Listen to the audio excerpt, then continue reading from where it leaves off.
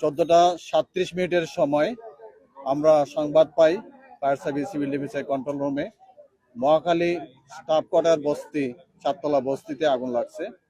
সংবাদ প্রাপ্তির সাথে সাথে আমাদের কন্ট্রোল রুম থেকে, যেহেতু এটা একটা বস্তির আগুন, সেহেতু আমরা সাথে সাথে 3টা স্টেশনকে মুভ করাই। একটা হলো Baridhara fire station, Tejgaon fire station এবং কুর্মিটোলা ফায়ার স্টেশন। যেহেতু বস্তির আগুন এবং সেখানে সেমি পাকা বা কাঁচা ঘর থাকে, আগুনটা দ্রুত ছড়ায়, তার জন্য আমরা অ্যাকশনটা খুব দ্রুত করি।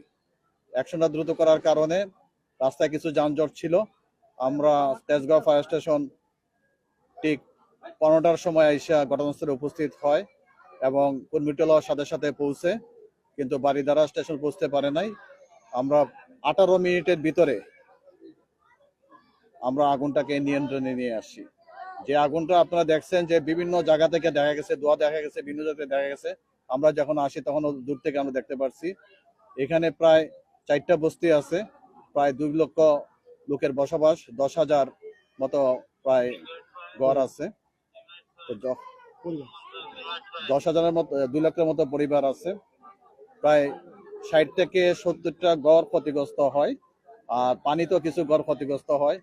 মহান আল্লাহ তাআলার অশেষ রহমতে আমরা দ্রুতই আগুনটা নিয়ন্ত্রণে আনার কারণে আশেপাশে যে ঘরগুলো ছিল, প্রায় অনেকগুলো ঘর ছিল, আমরা সেই ঘরগুলোকে অগ্নিনির্বাপক আগুনের হতে উদ্ধার করতে পারি এবং ক্ষয়ক্ষতির পরিমাণটা আমরা কমিয়ে আনতে পারি। এখানে সবচেয়ে বড় চ্যালেঞ্জ ছিল আজকের যে আগুনে, সেটা হলো প্রচন্ড যানজট ছিল। যানজট আমরা ঠেলে এড়িয়ে আমরা এখানে এসেছি। এখানে আসার পর দেখা গেছে যে রাস্তাটা যেতে সরু, রাস্তাতে শুরুতে আমরা ঢুকতে পারতেছিলাম না। তারপরে বস্তির অনেক লোক ছিল রাস্তার ভিতরে, যার কারণে যে গাড়িগুলোকে আমরা দ্রুত নিয়ে আসব সেটা সম্ভব হচ্ছিল না। যাক, সর্বশেষে আমরা সফল হয়েছি এবং আমাদের 5টা ইউনিট আমরা কাজ শুরু করে এবং 18 মিনিটের মধ্যে আমরা আগুনটাকে নিয়ন্ত্রণ নিয়ে আসি। আর বারিধারা থেকে যে ইউনিটগুলো আসছিল, যেহেতু নিয়ন্ত্রণ চলে আসছিল, আমরা 2টাকে তার স্টেশনে ব্যাক করাই। আগুনের কারণ হিসাবে অনেকেই বলতেছে বৈদ্যুতিক গোলযোগের কারণে আগুন হতে পারে, তারপরে সেটা আমরা তদন্ত করব। আগুনের ক্ষতি উদ্ধার তদন্ত সাপেক্ষে।